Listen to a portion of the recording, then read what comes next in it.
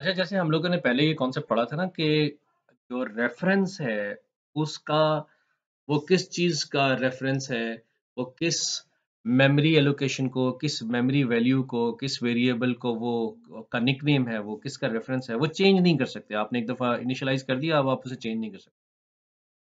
अब पॉइंटर के केस में ऐसा नहीं है। पॉइंटर के केस में आप, ये खुद एक मेमोरी है, खुद एक ये मेमोरी में खुद जगह लेता है। ठीक है? ये मेमोरी में खुद स्पेस लेता है। कितनी स्पेस लेता है? अ, अगर आपका 32 बिट एड्रेसिंग सिस्टम है आपके पीसी का, तो ये 4 बाइट्स लेगा। 32 बिट का मतलब ये होता है कि 8 प्लस 8 प्लस 8 प्लस 8 4 बाइट्स। ठीक है? और अगर आपका 64 बिट एड्रेसिंग सिस्टम है तो ये उसमें 8 बाइट्स का एक एड्रेस लेगा। उसमें चूँकि एड्रेस ही 8 बाइट का होता है, एक पूरे मेमोरी सेल जो है वो 1 बाइट का होगा, एक 8 बाइट्स का होगा। ठीक है? तो it's not a good practice कि आप एक इंटीजर को रिप्रेजेंट करने के लिए आप पॉइंटर, उसके लिए आप पॉइंटर डिक्लेयर करें, क्योंकि एक इंटीजर आपको मैक्सिमम 4 बाइट्स यूज़ कर रहा होगा और पॉइंटर आपका मे बी 8 बाइट्स यूज़ कर रहा हो।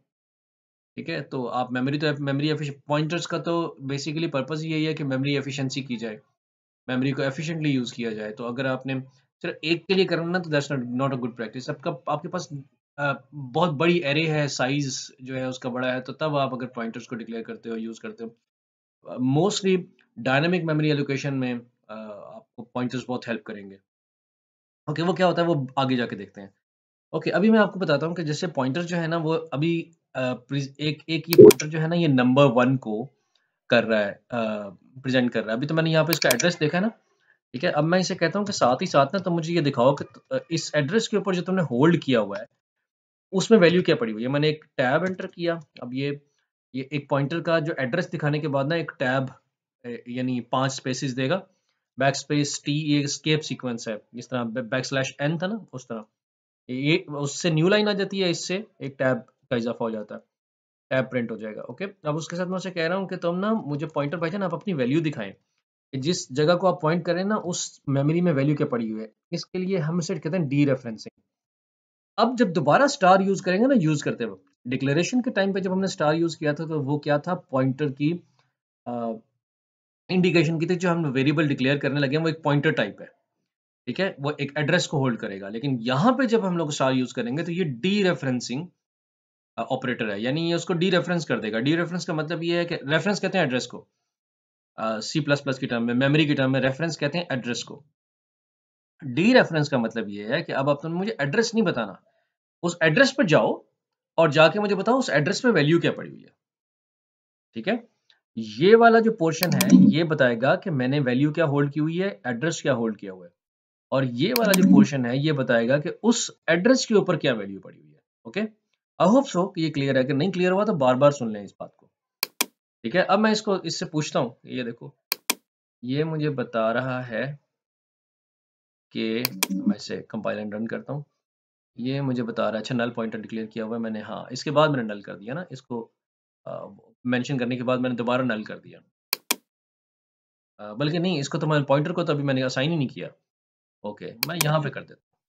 क्या इसके कि मैं किस जगह करूँ, नंबर 1 और इसका एड्रेस। अच्छा, मैं नंबर 1 करने की कोशिश करूँगा ना, तो आपके ज़हन में क्वेश्चन होगा कि मैं सिर्फ नंबर 1, जैसे रेफरेंस को मैंने सिर्फ वेरिएबल किया था, तो मैं उस तरह क्यों नहीं कर सकता? अभी आप देखो, क्योंकि ना यहाँ पे प्रॉब्लम ये है कि 1 मिनट, अ, यहाँ प्रॉब्लम ये है कि इनवैलिड कन्वर्जन आ जाएगी। ये जो नंबर 1 है ना, ये एक इंटीजर है। ये इंटीजर एक पॉइंटर टाइप के वेरिएबल को असाइन नहीं हो सकता। दोनों सेम टाइप्स नहीं है, ठीक है? Invalid conversion from int to int static यानी पॉइंटर, ठीक है? तो इसलिए यहाँ पे आपने एड्रेस इसको असाइन करना है, पहली दफ़ा। ओके, जब एड्रेस असाइन हो गया, अब आप उसके साथ खेलें कूदें, ठीक है? अच्छा, अब हम देखते हैं कि वो क्या वैल्यू प्रिंट करता है। ये देखें, उसने एड्रेस प्रिंट कराया, ठीक है? और एड्रेस किसका था? नंबर 1 का एड्रेस था। और उसमें नंबर 1 में क्या वैल्यू पड़ी हुई थी? 500। उसने और तो कहीं वैल्यू दी नहीं, एक ही जगह दी है, तो उसने 500 को रीड कर लिया। ओके? ओके। अब मैं उससे कहता हूँ कि भाई आप ना एक काम करो, आप ना ऐसा करो कि ये वैल्यू दिखाने के बाद ना, एक मरतबा मुझे दिखाने के बाद, अब आप ना अपना किबला चेंज करो, ठीक है? अब आप एक काम करो कि आप अपना किबला चेंज कर दो। अ, यहाँ पे मैं इसे नंबर 1 के बजाय नंबर 2 का एड्रेस दे देता हूँ। मैं उसे कहता हूँ कि अब तुम ना उसको पॉइंट करना शुरू कर दो, अब तुम्हारा किबला वो है, तुम्हारा बॉस वो है। ठीक है, अब देखते हैं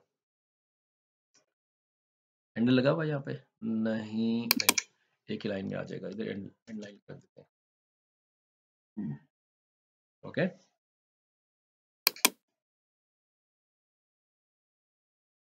एंड नंबर 2 ये क्या एरर है, री, अच्छा sorry sorry sorry sorry sorry, दोबारा रीडिक्लेरेशन नहीं करनी ना। अब ये पॉइंटर है, क्योंकि पहली दफ़ा यहाँ पे डिक्लेरेशन कर रहे थे, जब आप डिक्लेरेशन की लाइन में रख रहे हैं ना तो फिर आपने ऐसे तो ज़ाहिर बताना है कि ये पॉइंटर है, ये डिक्लेरेशन है, और फिर ये आपने बताना है। अगर आपने इस तरह नहीं करना ना तो आप इस तरह भी कर सकते हो। ये इस पोर्शन को मैं काट देता हूँ यहाँ से, जब अपने डिक्लेरेशन के बाद आपने इसको असाइन करनी है ना वैल्यू, तो आपने फिर यूं करनी है असाइन, फिर आपने ये स्टार पॉइंटर नहीं यहाँ पे लगाना, फिर पॉइंटर का नॉर्मल वेरिएबल एड्रेस होल्ड करेगा। डी रेफरेंस मोड में होंगे तो फिर हम यहाँ पे स्टार लगाएंगे, अगर डायरेक्टली यहाँ पे वैल्यू असाइन करनी है वो भी करते हैं। ठीक है, यहाँ पे अब ये हो गया पॉइंटर नंबर 2 को पॉइंट करना शुरू हो गया। अब क्या हुआ है, ओके ओके, गलती होती है।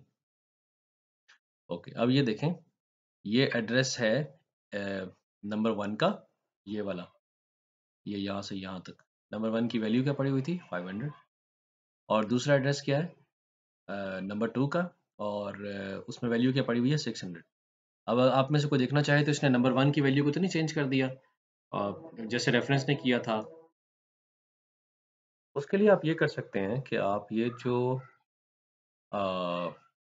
नंबर 1 है ना उसकी वैल्यू आप दोबारा से रीप्रिंट करवा सकते हैं, ये चेक करने के लिए कि क्या नंबर 1 की वैल्यू को तो नहीं छेड़ा गया। सी आउट नंबर 1, ठीक है, लेकिन साथ ही इधर भी हम लोग क्या करते हैं कि हम लोग हैंडल कर देते हैं ताकि ये भी नेक्स्ट लाइन में। अब देखें उसने एक वैल्यू प्रिंट की है एड्रेस की, नंबर 1 के, फिर नंबर 2 के, और साथ नंबर 1 की वैल्यू प्रिंट कर दिया 500 600, और उसने बताया नंबर 1 वैसे का वैसा ही है 500, उसके अंदर कोई चेंज नहीं हुई। यानी बेसिकली जब आपने पॉइंटर की डायरेक्शन चेंज की थी तो उसने पहले पहले मेमोरी को नहीं छेड़ा, हम लोगों ने चेंजेस नहीं की थी, वैल्यू में चेंज नहीं की, हम लोगों ने सिर्फ और सिर्फ उसका एड्रेस चेंज कर दिया कि भाई अब तुम्हारे पास पहले इस बॉक्स का एड्रेस था, अब तुम्हारे पास ये दूसरे बॉक्स का एड्रेस है नंबर 2 का।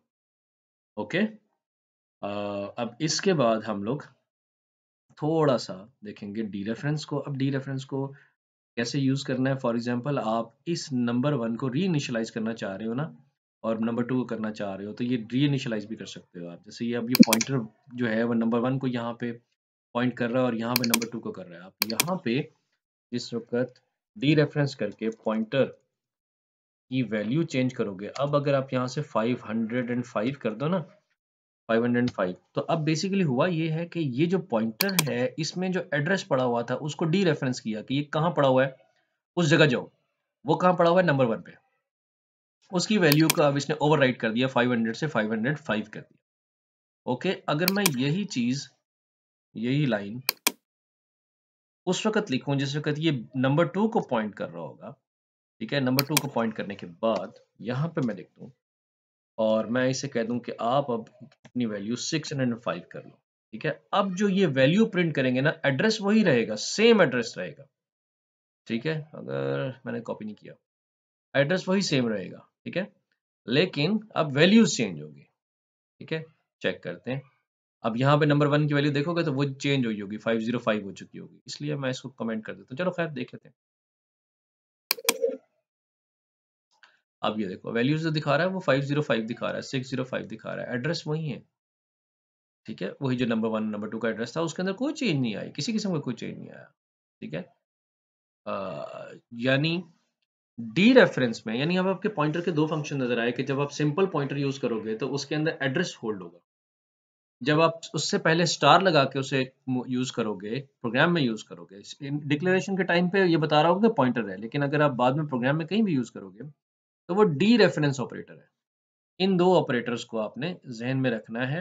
यहाँ पे मैं कमेंट लिख देता हूँ, ये जो है ये क्या है, ये रेफरेंस ऑपरेटर है।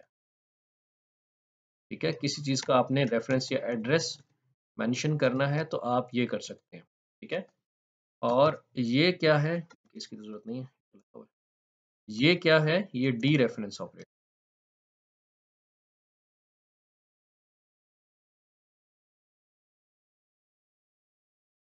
ठीक है। अब इससे नेक्स्ट वीडियो में, यहाँ पे इस वीडियो को बस करते हैं, और इससे नेक्स्ट वीडियो में हम थोड़ा सा पॉइंटर अरिथमेटिक्स को स्टडी करेंगे, ठीक है, और उसके बारे में देखेंगे वो क्या होता है।